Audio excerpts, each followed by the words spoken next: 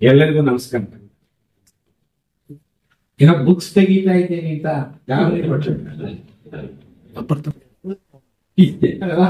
Portraits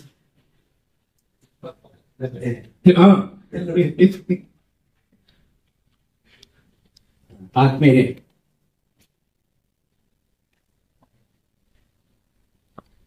ನನ್ನ ಸುತ್ತಮುತ್ತ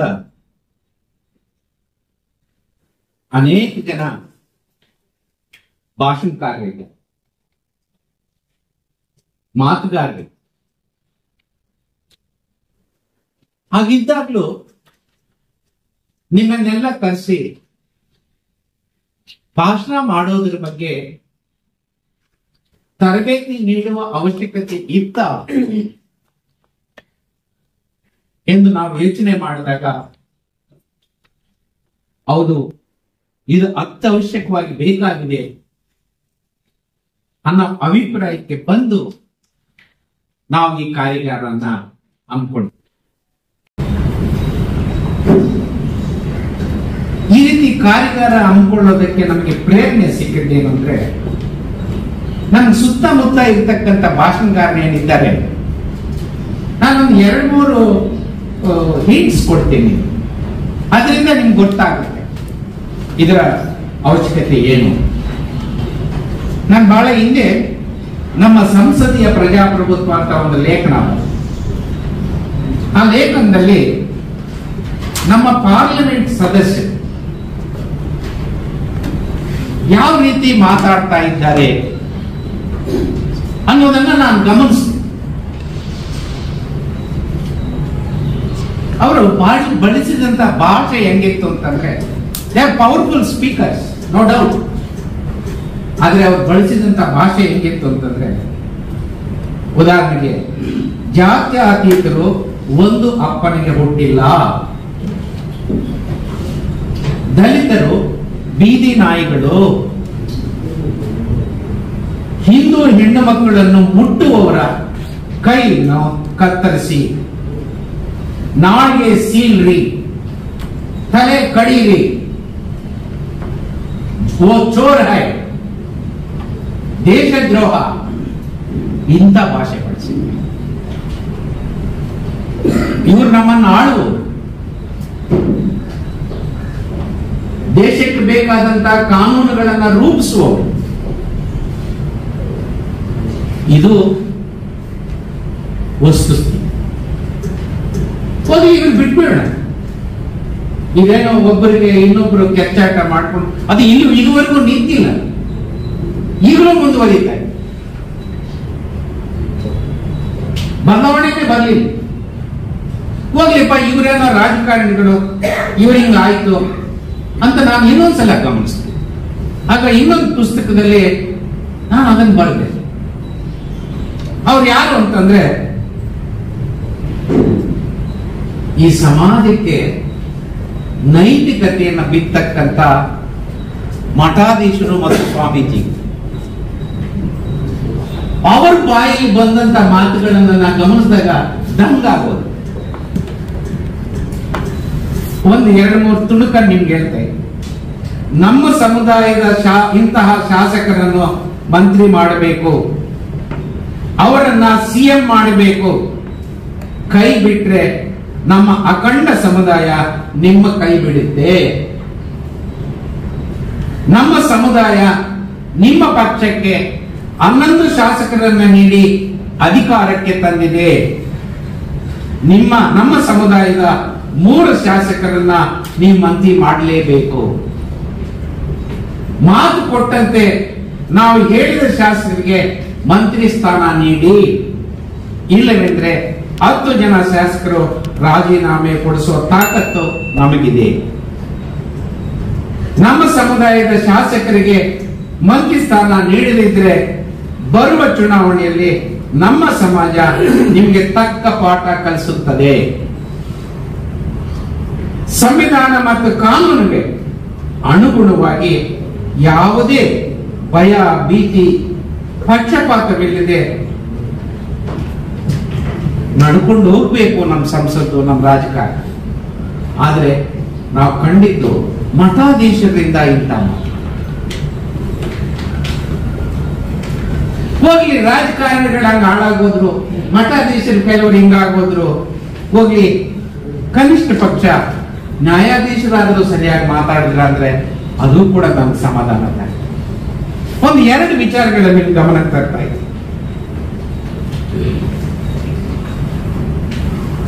ಒಬ್ಬ ಸಿಟ್ಟಿಂಗ್ ಸುಪ್ರೀಂ ಕೋರ್ಟ್ ಜಡ್ಜ್ ಈ ದೇಶದ ಪ್ರಧಾನಿಯವರನ್ನು ಕುರಿತು ಒಂದು ಭಾಷಣದಲ್ಲಿ ಅವರು ಈ ರೀತಿ ಹೇಳ್ತಾರೆ, ಅವರೊಬ್ಬ ಬಹುಮುಖ ಪ್ರತಿಭೆ, ಜಾಗತಿಕವಾಗಿ ಚಿಂತಿಸಿ ದೇಶೀಯವಾಗಿ ಕಾರ್ಯಪ್ರವೃತ್ತರಾಗಿದ್ದಾರೆ. ಇದು this is the statement made by A sitting supreme court in a public meeting. ಇನ್ನೊಬ್ಬ ನ್ಯಾಯಮೂರ್ತಿ ಅವರು ಹೇಳ್ತಾರೆ, ಅವರೊಬ್ಬ ಜನಪ್ರಿಯರು, ಪ್ರೀತಿ ಪಾತ್ರರು, ರೋಮಾಂಚಕರು ಮತ್ತು ಕನಸುಗಾರರು. ಎಲ್ಲಾದರೂ ಒಬ್ಬ ಸಿಟ್ಟಿಂಗ್ ಸುಪ್ರೀಂ ಕೋರ್ಟ್ ಜಡ್ಜ್ ಅಧಿಕಾರದಲ್ಲಿ ಇರ್ತಕ್ಕಂಥ ಪ್ರಧಾನಮಂತ್ರಿನೋ ಸುಪ್ರೀಂ ಕೋರ್ಟ್ ಇನ್ಯಾವ ಮಂತ್ರಿಗೋ ಈ ರೀತಿ ಹೇಳೋದುಂಟ?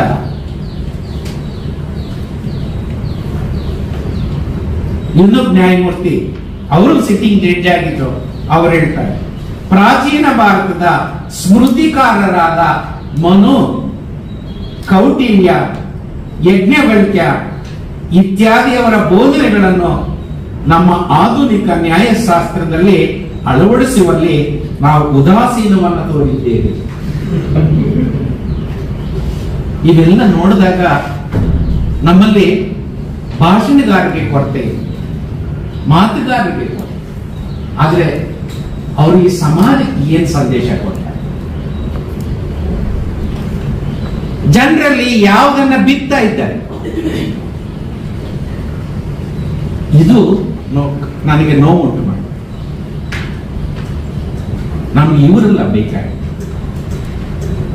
ಜನರಲ್ಲಿ ಪ್ರೀತಿ ಬಿತ್ತಬೇಕು, ಸಹ ಬಾಳ್ವೆಯನ್ನ ಬಿತ್ತಬೇಕು, ಸಹಿಷ್ಣುತೆಯನ್ನ ಬಿತ್ತಬೇಕು,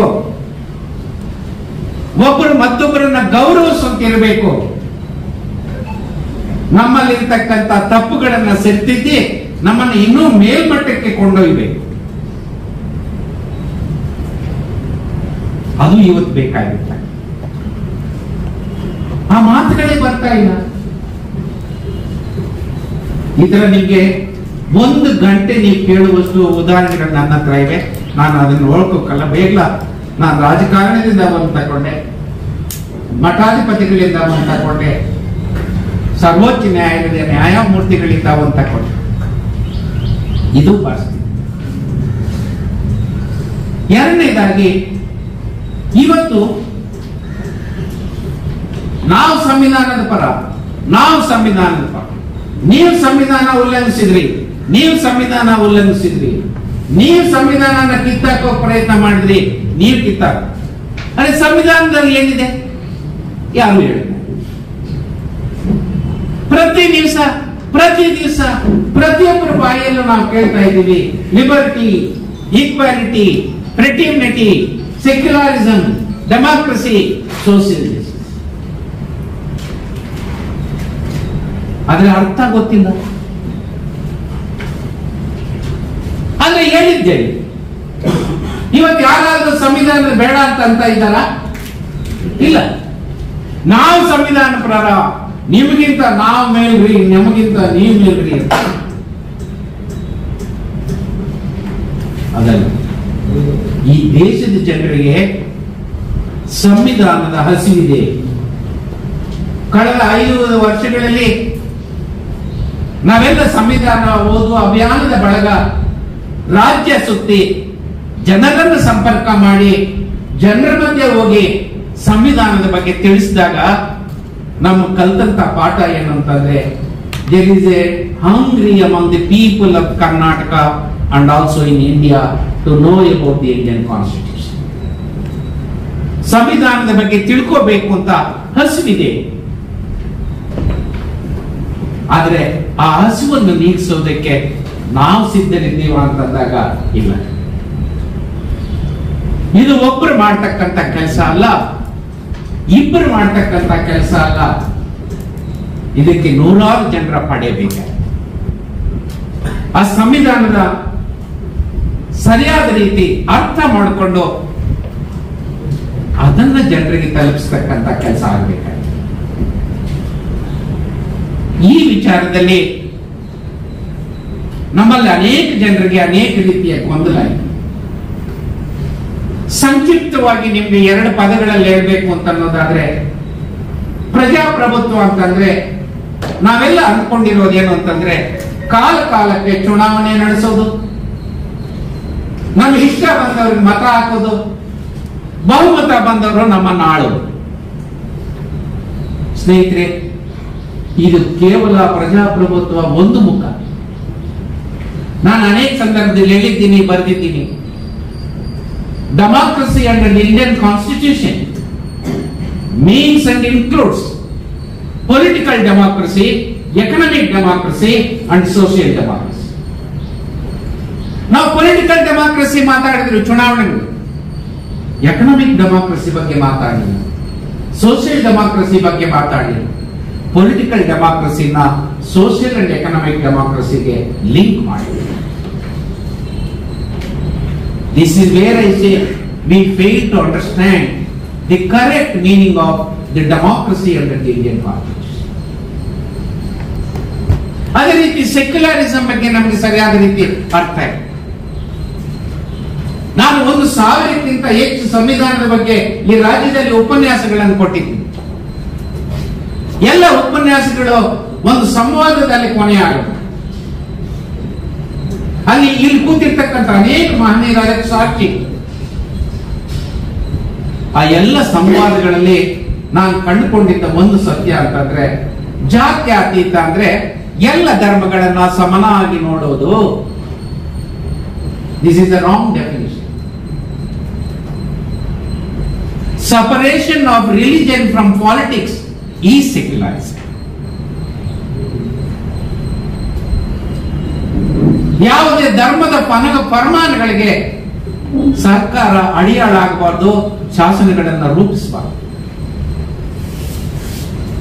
ಅಂತಹ ಒಂದು ವ್ಯವಸ್ಥೆಗೆ ನಾವು ಜಾತ್ಯತೀತ. ಆದ್ರೆ ನಾವು ಅದನ್ನ ಅರ್ಥ ಮಾಡಿ,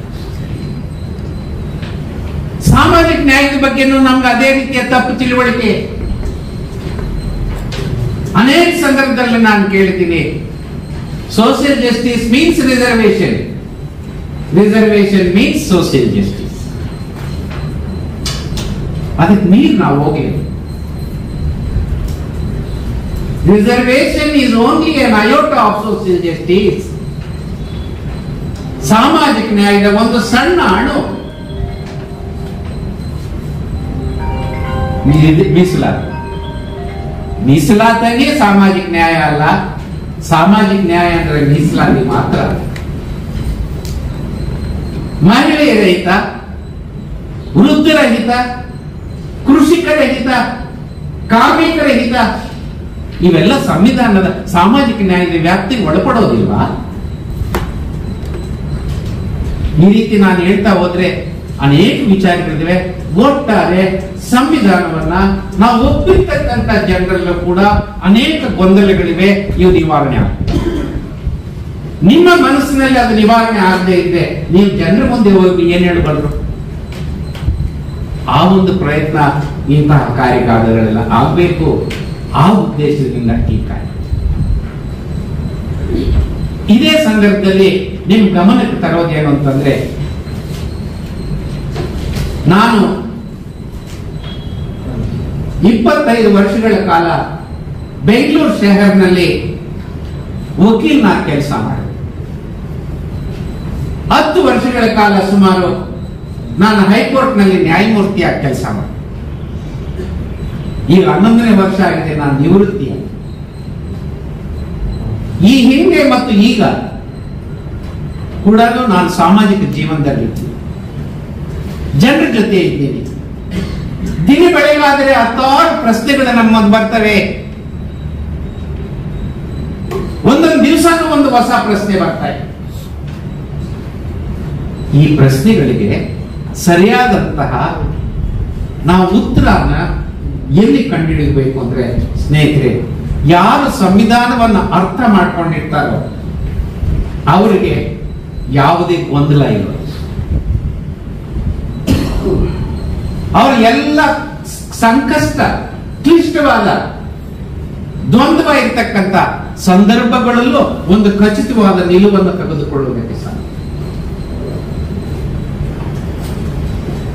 ಅದು ಸಾಧ್ಯ ನಿಮ್ಮ ಕೈಯಲ್ಲಿ ಆಗ್ಬೇಕು ಅಂತ ಅನ್ನೋದಾದ್ರೆ ನೀವು ಸಂವಿಧಾನನ ಸರಿಯಾದ ರೀತಿ ಅರ್ಥೈಸ್ಕೋಬೇಕು.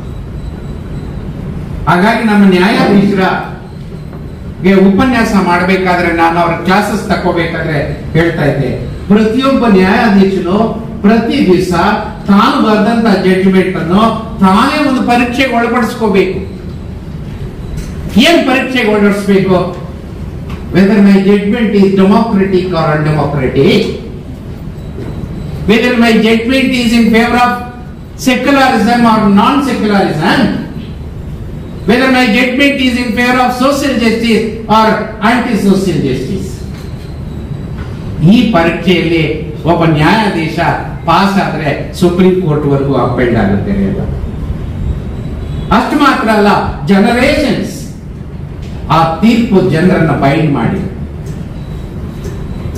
ಹಾಗಾಗಿ ನೀವು ಇಂತಹ ಸಮಾಜದಲ್ಲಿ ದಿನ ಬೆಳಗಾದ್ರೆ ಕಷ್ಟದ ಪರಿಸ್ಥಿತಿ, ಕಾನ್ಫ್ಲಿಕ್ಟಿಂಗ್ ಸಿಚುಯೇಷನ್, ಕಾಂಟ್ರಡಿಕ್ಟರಿ ಸಿಚುಯೇಷನ್ಸ್ ಬಂದಾಗ ಯಾರನ್ನೂ ಕೇಳದೆ ನೀವು ಸ್ಪಷ್ಟವಾದಂತಹ ಒಂದು ನಿಲುವು ತಗೊಳ್ಳೋದಕ್ಕೆ ಸಾಧ್ಯ ಆಗಬೇಕಾದ್ರೆ ನೀವು ಸಂವಿಧಾನನ ಓದಬೇಕು, ಅರ್ಥ ಮಾಡಬೇಕು.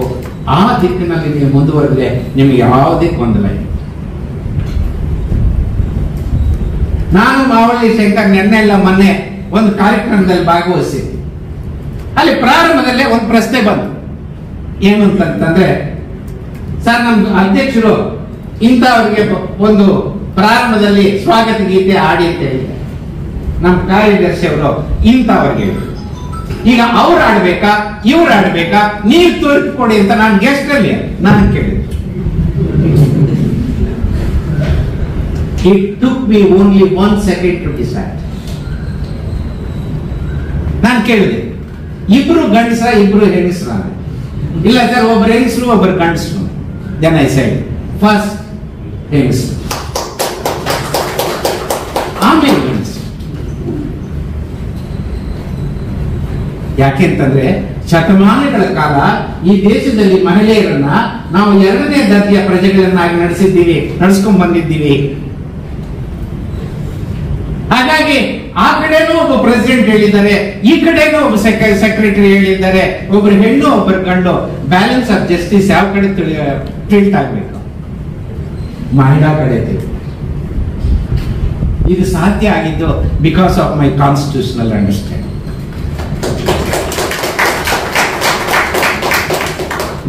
ಮೊನ್ನೆ ನಡೆದಂತ ಒಂದು ಎಕ್ಸಾಂಪಲ್ ನಿಮ್ಗೆ ಕೊಟ್ಟೆ. ಈ ತರ ನೂರಾರು ಎಕ್ಸಾಂಪಲ್ಸ್ ನಿಮ್ ಮುಂದೆ ದಿನಾಲು ಬರ್ತವೆ. ನೀವು ಸರಿಯಾದ ಉತ್ತರ ಎಲ್ಲಿ ಕಂಡುಹಿಡ್ಕೋಬೇಕು ಅಂದ್ರೆ ಇಲ್ಲಿ ಕಂಡು. ಹಾಗಾಗಿ ಇದರ ಉದ್ದೇಶ ಇದು. ದಯವಿಟ್ಟು ಈ ಲೈನ್ ನಲ್ಲಿ ಮುಂದುವರೆದ್ರೆ ನೀವು ಜನರಿಗೆ ನಿಜವಾದಂತ ಒಂದು ಲೀಡರ್ಶಿಪ್ ಕೊಡಿ. ಈ ಪ್ರಕ್ರಿಯೆಯಲ್ಲಿ ಬಹಳ ಮುಖ್ಯವಾಗಿ ನಾವು ಗಮನಿಸಬೇಕಾಗಿರ್ತಕ್ಕಂಥದ್ದು ಏನು ಅಂತಂದ್ರೆ, ನಾವು ವಿಚಾರ ಗೊತ್ತಿಲ್ಲದೆ ಭಾಷಣ ಮಾಡೋಕ್ಕಾಗಲ್ಲ. ನನ್ನ ವಿದ್ಯಾರ್ಥಿ ಜೀವನದಿಂದ ನಾನು ಎಷ್ಟು ಸಾವಿರ ಭಾಷಣಗಳು ಮಾಡಿರ್ಬೋದು. ಅಷ್ಟಾದ್ರೂ ಇವತ್ತು ನಿಮ್ಗೆ ಭಾಷಣ ಮಾಡೋಕೆ ನಾನು ನೋಟ್ಸ್ ಪ್ರಿಪೇರ್ ಮಾಡ್ಕೊಂಡು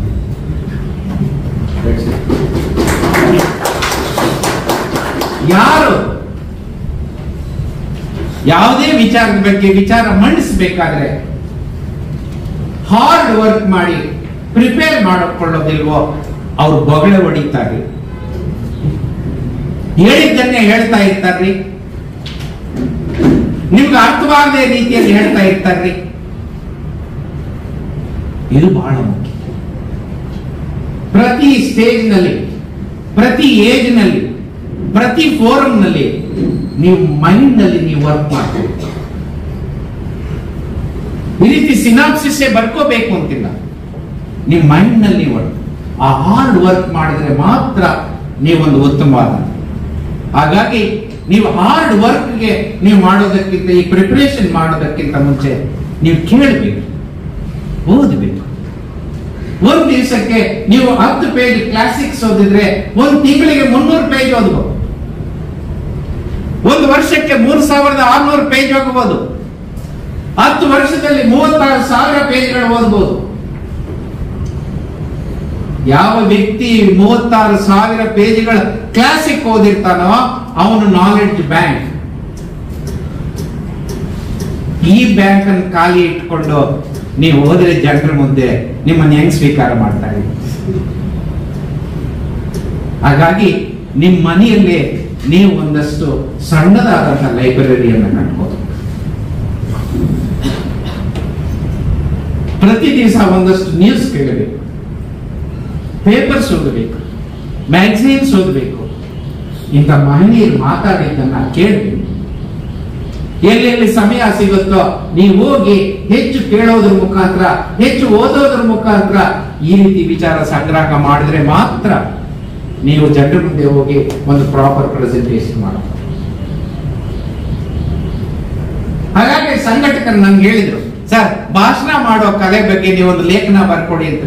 ನಾನು ಬರ್ದಿದ್ದೀನಿ, ಅದು ನಿಮ್ಗೆ ಎಲ್ಲ ಕೊಟ್ಟಿದ್ದಾರೆ, ಆ ಬ್ಯಾಗಲ್ಲಿ ಹಾಕಿತ್ತು. ಹಾಗಾಗಿ ನಾನು ಅದರಲ್ಲಿ ಇರ್ತಕ್ಕಂಥ ವಿಚಾರಗಳನ್ನ ಹೆಚ್ಚು ಹೇಳಕ್ ಹೋಗುದು. ಆದ್ರೆ ಒಂದು 2-3 ವಿಚಾರಗಳನ್ನ ನಿಮ್ಗೆ ಹೇಳಬೇಕು.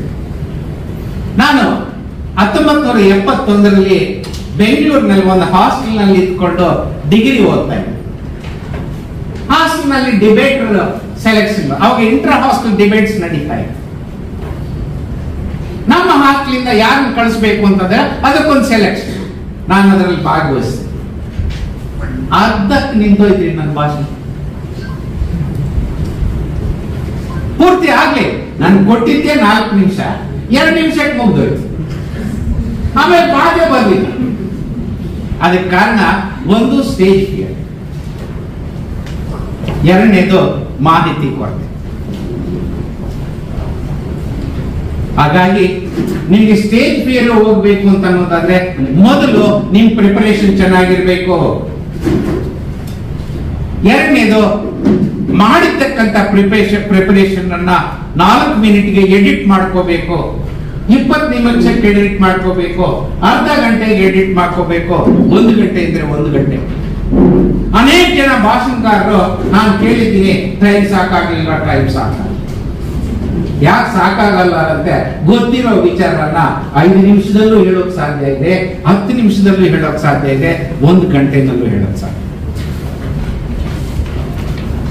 ಎರಡನೇದು ನಾವು ಎಡಿಟ್ ಮಾಡ್ಕೊಳ್ಳೋ ಜೊತೆಗೆ ರಿಹಾರ್ಸಲ್ ಮಾಡ್ಕೊಳ್ಳೋ. ನಾನು ಜಡ್ಜ್ ಆಗೋವರೆಗೂ 2004ರಲ್ಲಿ ನಾನು ಜಡ್ಜ್ ಆಗೋವರೆಗೂ ನನ್ನ ಭಾಷಣ ನಾನೇ ರಿಹಾರ್ಸಲ್ ಮಾಡ್ಕೊಳ್ತಾ ಇದ್ದೆ. ತಾಲ್ಗಟ್ಪುರದ ಹತ್ರ ವಜ್ರಮುನೇಶ್ವರ ದೇವಸ್ಥಾನ ಅಂತ ಒಂದಿದೆ. ನಾನು ಆ ಮುಂಚಿನ ದಿವಸ ಆ ಕಾಡಿಗೆ ಹೋಗಿ ಒಬ್ಬನೇ ನಿಂತ್ಕೊಂಡಿದ್ದ ಕಲ್ ಮೇಲೆ ನಾನೇ ಭಾಷಣ ಮಾಡೋದು. ನನ್ನ ಎದುರು ಆಡಿಯನ್ಸ್ ಯಾರು ಅಂದ್ರೆ ಮಾಡಾಗಿಲ್ಲ. ಟೈಮ್ ಇಟ್ಕೊಂಡು ನಾನು ಭಾಷಣ ಮಾಡ್ತಾ ಇದ್ದೆ. ರಿಹಾರ್ಸಲ್ ಮಾಡ್ಕೊಂಡ್ರೆ ಇನ್ನೊಂದಷ್ಟು ಕಡಿಮೆ. ಬಂದಂತ ಎಲ್ಲ ಅವಕಾಶಗಳನ್ನ ನೀವು ಉಪಯೋಗಿಸಿಕೊಂಡ್ರೆ ಆವಾಗ ನಿಮ್ ಸ್ಟೇಜ್ ಫಿಯರ್ ಅನ್ನೋದೇ ಇರೋದು. Preparation, editing, rehearsal and exploiting every opportunity. ಬಂದಂತ ಅವಕಾಶಗಳನ್ನ ನಾವು ಸದ್ಬಳಕೆ ಮಾಡಿ ಈ ಮುಖಾಂತರ ನೀವು ಪ್ರಾಕ್ಟೀಸ್ ಮಾಡಿದ್ರೆ ವೆರಿ ಶಾರ್ಟ್ ಟೈಮ್ ನಲ್ಲಿ ನೀವು ಸ್ಟೇಜ್ ಫಿಯರ್ ಅನ್ನ ಕಳ್ಕೊ. ಈ ಸ್ಟೇಜ್ ಫಿಯರ್ ಜೊತೆಗೆ ನಾವು ಕಮ್ಯುನಿಕೇಶನ್ ಮಾಡಿದ್ರೆ ಜನರನ್ನ ನಿಮ್ಮ ಮಾತುಗಳಿಂದ ಗಂಟೆಗಟ್ಟಲೆ ಸೆರೆ ಹಿಡಿದು ಕೂತ್ಕೊಳ್ಳೋಕ್ಕಾಗಲ್ಲ. ಹಾಗಾಗಿ ನೀವು ಸ್ವಲ್ಪ ಹಾಸ್ಯನ ಬೆರೆಸಬೇಕಾಗುತ್ತೆ. ಹಾಸ್ಯಕ್ಕಾಗಿ ಹಾಸ್ಯ ಬರಬಾರದು. ಹಾಸ್ಯಕ್ಕೆ ಅನುಗುಣವಾಗಿ, ಸಂದರ್ಭಕ್ಕೆ ಅನುಗುಣವಾಗಿ ಹಾಸ್ಯ ಬರಬೇಕು. ಹಾಸ್ಯದಿಂದ ಒಂದು ಮೆಸೇಜ್ ಹೋಗ್ಬೇಕು. ಅದು ನಾನು ಕಲ್ತಿದ್ದು ಯಾವಾಗ ಅಂದ್ರೆ, ನಾನು 77ರಲ್ಲಿ LLB ಪಾಸ್ ಮಾಡಿದೆ. ಎನ್ರೋಲ್ ಆದೆ. 3 ತಿಂಗಳಿಗೆ ನಮ್ಮ ಪ್ರಿನ್ಸಿಪಾಲ್ ಕರೆಸಿ ಬನ್ನಿ ಸಾರ್ ಅಂತ ಕುಡಿದ್ರು. ನಮ್ಗೆ ಏನೋ ಅಂತ ಇತ್ತು. ಅವ್ರು ನಾನು ಕರೆದು ಬನ್ನಿ ಸಾರ್ ಅಂತ. ಏನಪ್ಪ ನೋಡು, ಏನು ಫೀಸ್ ಬಾಕಿ ಇದೆಯೋ ಏನೋ, ನನ್ಗೆ ಪ್ರಿನ್ಸಿಪಾಲ್ ನನ್ನ ಮನಸ್ಸಲ್ಲ ಗ್ರಹ ತಿಂದು ನನ್ಗೊಂದು ಅಪಾಯಿಂಟ್ಮೆಂಟ್ ಕಾರ್ಡ್ ಕೊಟ್ಟು ನೀವು ಪಾರ್ಟ್ ಟೈಮ್ ಲೆಕ್ಚರರ್ ಆಗಿ ಕೆಲಸ ಮಾಡಿ. ಆಗ ಮಕ್ಕಳಿಗೆ ಪಾಠ ಮಾಡಬೇಕಾದ್ರೆ ನಾನು ಪ್ರತಿ ದಿವಸ ಕಾನ್ಶಿಯಸ್ ಆಗಿ ಒಂದು ಹ್ಯೂಮರ್ ಅನ್ನ ಕಲ್ತ್ಕೊಂಡು ಹೋಗ್ತೀನಿ. ನಿಮಗೊಂದು ಸಣ್ಣ ಎಕ್ಸಾಂಪಲ್ ಕೊಡ್ತೀನಿ. ಕಾಂಟ್ರಾಕ್ಟ್ ಲಾ ಮಾಡ್ತಿದ್ದೆ ನಾನು. ಕಾಂಟ್ರಾಕ್ಟ್ ನಲ್ಲಿ ಲಾನಲ್ಲಿ ಒಂದು ಇದು ಪ್ರಿನ್ಸಿಪಲ್ ಬರುತ್ತೆ. ಒಂದು ಕಾಂಟ್ರಾಕ್ಟ್ ಸರಿಯಾಗಿ ಆಗಿದೆಯಾ ಇಲ್ಲವೋ ಅನ್ನೋದಕ್ಕೆ ಕಾನ್ಶಿಯಸ್ ಆಡ್ ಹಿಡನ್ ಅಂತಂದ್ರೆ there must be meeting of minds. ಈಗ ನನ್ನಲ್ಲಿ 2 ಪೆನ್ ಇದೆ. ನಾನು ಒಂದು ಪೆನ್ ಮಾರಬೇಕು ಅಂತಿದ್ದೆ. ಶಂಕರ್ ತಗೊಳ್ತೀರಾ ನೀವು? ಇಲ್ಲ. ಸತೀಶ್ ನೀವು ತಗೊಳ್ಳಲ್ಲ? ಅಯ್ಯ ನನ್ನ ಪೆನ್ ಇಲ್ಲ, ಮಾಡ್ತಾ ಇದ್ದೀನಿ. ನೀವ್ಯಾರು ತಗೊಳ್ತೀರಾ? ಏನಪ್ಪ ರಾಜಶೇಖರ್? ಎಷ್ಟು ಕೊಡ್ಬೇಕು ಸರ್? ಅವಶ್ಯಕತೆ ಇದ್ರೆ ಎಷ್ಟು ಕೊಡ್ತೀರಾ? 20 ರೂಪಾಯಿ ಒಂದು ಪೆನ್. ಆಯ್ತು, ಕೊಟ್ಟೆ, ತಗೊಳ್ಳಿ. ಇದೆಲ್ಲ ನಾನು ಕೊಡ್ತೀನಿ ಇಲ್ಲ, ನಾನು ಇದು ಮಾಡ್ತೀನಿ, ನೀನೇನ್ ಅನ್ಕೊಂಡಿದ್ಯಾ ಇದು ಕೊಡ್ತೀನಿ ಇಲ್ಲ. ನಾನ್ ಮಾಡ್ಬೇಕು ಅನ್ನೋದು ಇದು. ನಮ್ಮಿಬ್ಬರ ಮೈಂಡ್ ಅಲ್ಲಿ ಬಿಸಿನೆಸ್ ಆಯ್ತು, ಆದ್ರೆ there is no meeting of minds. ಈ ಪೆನ್ ಕೊಂಡ್ಕೋಬೇಕಾ, ಈ ಪೆನ್ ಕೊಂಡ್ಬೇಕಾ, ಇದು ಮಾಡ್ಬೇಕಾ, ಇದು ಮಾಡ್ಬೇಕಂತ ನಮ್ಮಿಬ್ಬರಲ್ಲಿ ಮೀಟಿಂಗ್ ಪಾಯಿಂಟ್. ಇಷ್ಟು ಹೇಳಿದ್ರೆ ಸಾಲದು. ಮಕ್ಕಳಿಗೆ ಇನ್ನೂ ಸ್ವಲ್ಪ ಖುಷಿ ಆಗ್ಬೇಕಲ್ಲ. ಅದಕ್ಕೆ ನಾನೊಂದು ಎಕ್ಸಾಂಪಲ್ ತಗೊಂಡು, ಮೆಜೆಸ್ಟಿಕ್ ನಲ್ಲಿ ಎಲೈಟ್ ಹೋಟ್ಲ್ ಇತ್ತು, ಗೊತ್ತಾ ನಿಮ್ಗೆ? ಮೇಲ್ಗಡೆ ಒಂದು ಬಾರ್ ಅಂಡ್ ರೆಸ್ಟೋರೆಂಟ್ ಇತ್ತು, ಗೊತ್ತಾ? ಗೊತ್ತು. ರಾತ್ರಿ 10 ಗಂಟೆ ಆಗಿದೆ. ಮೇಲ್ಗಡೆಯಿಂದ ಒಬ್ಬ ಬಂದ ಪ್ಯಾಸೆಂಜರ್ ಆಟೋ ನಿಲ್ಲಿಸ್, ನಡಿ ಅಂದ. ಆಟೋ ನಡಿ. ಅವ್ನು ವಿಶ್ವೇಶ್ವರನ್ ಸರ್ಕಲ್ ಬಂದ. ಸರ್ ಮನೆ ಎಲ್ಲಿದೆ? ಮನೆಗೆ ನಡಿ ಅಂತಂದ್ರೆ ಮನೆ ಎಲ್ಲಿದೆ? ಒಳ್ಳೆ ರಾಮಾಯಣ. ಅವ್ನು ವಿಶ್ವೇಶ್ವರ ವಿವೇಪುರಂ ಸರ್ಕಲ್ ಅಲ್ಲಿ 3 ರೌಂಡ್ ಆಗ್ಬಿಟ್ಟು ಸತ್ಯನಾರಾಯಣ ಸ್ವಾಮಿ ಟೆಂಪಲ್ ಮುಂದೆ ಈ ಆಟೋ ಸರ್ ಮನೆ ಬಂತು. ಎಷ್ಟಾಯ್ತು? 20 ರೂಪಾಯಿ ಕೊಟ್ಬಿಟ್ಟು ಹೊರಟು. ಎಲ್ಲಿ ಹೋಗ್ಬೇಕು ಅಂತ ಅವನು ಹೇಳಿಲ್ಲ, ಎಲ್ಲಿ ಹೋಗ್ಬೇಕು ಅಂತ ಡ್ರೈವರ್ ಕೇಳಿಲ್ಲ. There is no meeting of minds. ನೋಡಿ, 2ನೇ ಉದಾಹರಣೆ ಕೊಟ್ಟಾಗ ಜನರಿಗೆ ಏನ್ ಖುಷಿನೋ ಖುಷಿ. ಇಲ್ಲಿ ಹಾಸ್ಯ ಬಂತು. ಹಾಸ್ಯದ ಜೊತೆಗೆ ಒಂದು ವಿಚಾರ, ಒಂದು ಸಂದೇಶ. This is what is it. ಅದೇ ರೀತಿ ನಾವು ಕೆಲವು ಸಂದರ್ಭಗಳಲ್ಲಿ ನಾವು ಕೆಲವು ವಿಚಾರಗಳನ್ನ ನೆರೇಟ್ ಮಾಡೋಕ್ಕಾಗಲ್ಲ, ಅದನ್ನ ಕಥೆಗಳ ಮುಖಾಂತರ ಹೇಳ್ತೀವಿ. ಅದಕ್ಕೆ ನನಗೆ ಒಂದ್ಸಲ ಇದು ಬಹಳ ಚೆನ್ನಾಗಿ ಅನುಭವ ಆಯ್ತು. ಈ ಕಥೆಗಳು ನಿಮ್ಗೆ ಬೇರೆ ಬೇರೆ ಎಲ್ಲ ಕಡೆ. ನಮ್ಮಲ್ಲಿ ಸಿರಿಯಾಕ್ ಜೋಸೆಫ್ ಅಂತ ಚೀಫ್ ಜಸ್ಟಿಸ್ ಇದ್ರು, ಕೇಳಿದ್ದೀರ? ಅವರು ಚೀಫ್ ಜಸ್ಟಿಸ್ ಆಗಿದ್ದಾಗ ನಾನು ಬಾಗಲಕೋಟೆ ಡಿಸ್ಟ್ರಿಕ್ಟ್ ಅಡ್ಮಿನಿಸ್ಟ್ರೇಟಿವ್ ಜಡ್ಜ್ ಆಗಿ ನಾನು ಅವ್ರನ್ನ ಇನ್ವೈಟ್ ಮಾಡಿ ಬಂದು 2 ದಿವಸ 4-5 ಪ್ರೋಗ್ರಾಮ್ ಮುಗಿಸ್ಕೊಂಡು ವಾಪಸ್ ಬಂದು. ಅದಾದ ಒಂದು ವಾರಕ್ಕೆ ಅವ್ರ ಫೋಟೋಸ್ ಕೊಡೋಣ ಅಂತ ಹೋದ್ರು. ಆಗ ಅವ್ರನ್ನ ಪ್ರಶ್ನೆ ಕೇಳಿದ್ರು, ಚೀಫ್ ನೀವು ಪ್ರತಿ ಭಾಷಣದಲ್ಲಿ ಕಥೆಗಳನ್ನು ಬಳಸ್ತೀರಾ, ಇದು ಹೆಂಗ್ ಸಾಧ್ಯ ಅಂತ. ಆಗ ಅವ್ರು ಹೇಳಿದ್ರು, ಬ್ರದರ್ ನಾನೊಬ್ಬ Catholic Christian. I am A ಬಿಲವರ್ of Jesus Christ. Jesus Christ ತನ್ನ ಎಲ್ಲ ವಿಚಾರಗಳನ್ನ ಕಥೆಗಳ ಮುಖಾಂತರ ಕೇಳಿದ್ದಾರೆ. ಅವರ ಉಪನ್ಯಾಸಗಳಲ್ಲಿ he didn't give long lectures. He conveyed his message in the form of small stories. ನಾನು ನೆಕ್ಸ್ಟ್ ಇನ್ನೊಂದು ಕ್ವಶನ್. ಕೆಲವು ಸಂದರ್ಭಗಳಿಗೆ ಚೀಫ್ ಕಥೆಗಳಿರ್ತಾರೆ, ಎಲ್ಲಾ ಸಂದರ್ಭಗಳಿಗೂ ನೀವು ಬಳಸ್ತೀರಲ್ಲ, ಅದೇಂಗೆ ಅಂತ. ಬ್ರದರ್ ಸಿಂಪಲ್ ಬ್ರದರ್, ಏನು? If there are no stories manufacturers.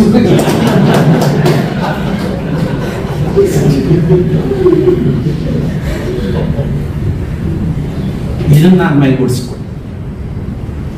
ಎಲ್ಲಿ ನಮಗೆ ಒಂದು ವಿಚಾರನ ಜನರಿಗೆ ನೆರೇಟ್ ಮಾಡೋದಕ್ಕೆ ಸಾಧ್ಯ ಆಗೋದಿಲ್ವೋ, ಒಂದು ವೇಳೆ ನೆರೇಟ್ ಮಾಡಿದ್ರು it consumes lot of time ಅಂತ ನಿಮ್ಗೆ ಅನಿಸಿದ್ರೆ ಆ ಜನರಿಗೆ ಆ ಸಂದೇಶ ಕಳಿಸು, ಆ ವಿಚಾರನ ಮುಗಿಸು. ಈ ರೀತಿ ಹಾಸ್ಯಕ್ಕೋರಿಗೆ ಹಾಸ್ಯ ಮಾಡಬೇಡಿ, ಕಥೆಗೋಸ್ಕರ ಕಥೆ ಬಳಸಬೇಡಿ. ಇಂಥ ಸನ್ನಿವೇಶಗಳು ಮಾತ್ರ ಅದನ್ನು ಬಳಕೆ. ಈ ಮುಖಾಂತರ ಅನೇಕ ವಿಚಾರಗಳಿವೆ. ನಾನು ಹೇಳ್ತಾ ಹೋದ್ರೆ ಇನ್ನೂ ಜಾಸ್ತಿ ಆಗುತ್ತೆ. ನನಗೆ ಕೊಟ್ಟಿರೋ ಟೈಮ್ ಮುಗೀತಾ ಇದೆ, ಆದ್ರಿಂದ ನಾನು ಅದನ್ನು ಕ್ರಾಸ್ ಮಾಡೋಕೆ ಇಷ್ಟಪಡೋದಿಲ್ಲ. ಒಬ್ಬ ಜಡ್ಜಿ ಟೈಮ್ ಕ್ರಾಸ್ ಮಾಡ್ಬಿಟ್ಟು ಅಲ್ಲಿ ನೀವೇ ಅದು ಬೇಡ. ಇನ್ನ ಬೇಕಾದಷ್ಟಿದೆ. ಈ 2 ದಿವಸದಲ್ಲಿ ಇಂಥ ಎಲ್ಲ ಮಹನೀಯರು ಬರ್ತಾರೆ. ನಿಮ್ಮ ಒಂದು ಗಮನದಲ್ಲಿ ಇಟ್ಕೊಳ್ಳಿ, ಆಶಾ ಮೇಡಮ್ ಅವರು ನಿಮ್ಮ ಭಾಷಣ ಕೇಳಿ ನೋಡಪ್ಪ ನೀನು ಹಿಂಗೆ ಸತ್ತಿತ್ಕೋಬೇಕು ಅಂತಂದ್ರೆ ಅದು ನಿನ್ನ ಒಬ್ಬನ ಮಾತ್ರ ಅಲ್ಲ, ಇಲ್ಲಿ ಕೂತಿರ್ತಕ್ಕಂಥ ನಿಮ್ಮೆಲ್ಲ ನೀನಿಂತ ಸರಿ ಮಾಡಲಿ ಅಂತ ರಾಜಪ್ಪ ಅವರು ಹೇಳಿದ್ರೆ yes that applies to Anant ಅವರು ನೋಡಪ್ಪ ಇಲ್ಲಿ ನಿನ್ನ ಬಾಡಿ ಲ್ಯಾಂಗ್ವೇಜ್ ಸಾಲದು, ಇದನ್ನು ಈ ರೀತಿ ಮಾಡ್ಕೊ ಅಂತ ಹೇಳಿದ್ರೆ it is not only for you but rest of all us. ಈ 2 ದಿವಸಗಳಲ್ಲಿ ಇಂಥ ಮಹನೀಯರಿಂದ 100 ವಿಚಾರಗಳು ನಿಮ್ಗೆ ಬರ್ತವೆ.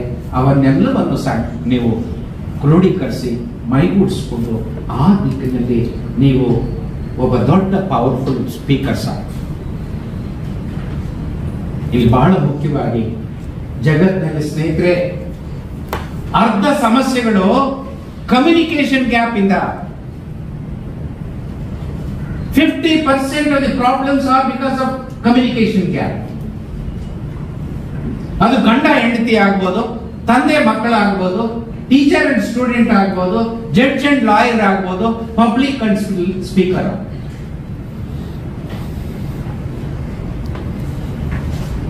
ಇವತ್ತು ಕೂಡ ಜಗತ್ತಿನ ಯಾರು ಲೀಡರ್ಸ್ ಅಂತಂದ್ರೆ the best communicators are the best leaders in the world.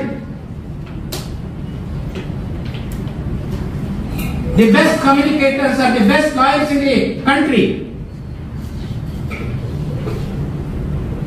Best communicators are the heads in the corporate sector. Best communicators are the leaders in political field. ಇದು ನೀವು ಅರ್ಥ ಮಾಡ್ಕೊ. ನೀವು ಬೆಸ್ಟ್ ಸ್ಪೀಕರ್ ಅಂದ್ರೆ ಬರೀ ಭಾಷಣ ಮಾಡೋದಲ್ಲ ರೀ. ನಮ್ಮಲ್ಲಿ ಕೆಲವು ಲಾಯರ್ಗಳಿದ್ದಾರೆ, ನನ್ನ ಮುಂದೆ ಅವರನ್ನ ಎಕ್ಸ್ಪೀರಿಯನ್ಸ್ ಆಗಿದೆ. ಲಾಯರ್ಗಳು ಯಾರು ಮಿಸ್ಟೇಕ್ ಮಾಡ್ಕೋಬೇಡಿ.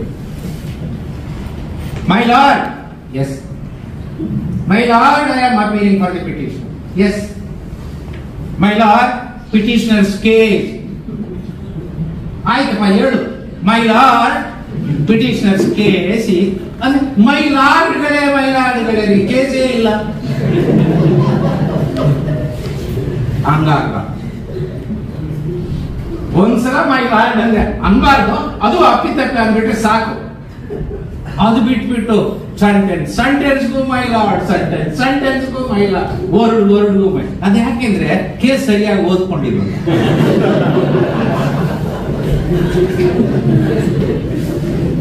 ಅದಕ್ಕೆ ಹೇಳ್ತಾರೆ ಏನಂತಂದ್ರೆ who are the leaders. Leader is A person who knows the way. ಅವನ್ ದಾರಿ ಗೊತ್ತಿರ್ಬೇಕು, ಅಷ್ಟಿದ್ರೆ ಸಾಲ. ಹೂ ಶೋಸ್ ದಿ ವೇ, ದಾರಿಯನ್ನು ಸರಿ ದಾರಿಯನ್ನು ತೋರಿಸ್. ಅನೇಕ ಜನರಿಗೆ ಅವ್ರ ದಾರಿನೇ ಗೊತ್ತಿರೋದಿಲ್ಲ. ನೀವೇನಾದ್ರೂ ಹೋಗಿ ಕೇಳಿದ್ರೆ ಹಿಂಗ್ ಹೋಗ್ಬಿಡು ಅಂತ ಅವನ್ ತುಮನೂರ್ಗೆ ಹೋಗ್ಬಿಡ್ಬೇಕು. ಇನ್ ಕೆಲವರಿಗೆ ದಾರಿ ಗೊತ್ತಿರುತ್ತೆ, ಆದ್ರೆ ನಮ್ ತೋರಿಸೋ ದಾರಿ ರಾಂಗು. ಇನ್ ಕೆಲವರು ಇರ್ತಾರೆ, ಅವ್ರು ಹೇಳೋದೇ ದಾರಿ ಒಂದು, ತಿಳ್ಕೊಂಡಿರೋ ದಾರಿನೇ ಒಂದು, ನಮ್ ತೋರಿಸೋದು. ಆದ್ರೆ ಅವ್ರು ತೋರಿಸಿದ ದಾರಿ ಒಂದು. Leader is A person who knows the way, who shows the way and who guides the way. ತೋರಿಸಿದ ದಾರಿಯಲ್ಲಿ ಅವನು ಬರ್ಬೇಕು, ಅವನು ಸರಿ ದಾರಿಯನ್ನು ತೋರಿಸ್ಬೇಕು. ಅವನು ಸರಿ ದಾರಿ ಯಾವುದು ಅಂತ ಅವನು ಗೊತ್ತಿಲ್ಲ. ಅಂತವ್ರು ಮಾತ್ರ ನಮಗೆ ಲೀಡರ್ಗಳ.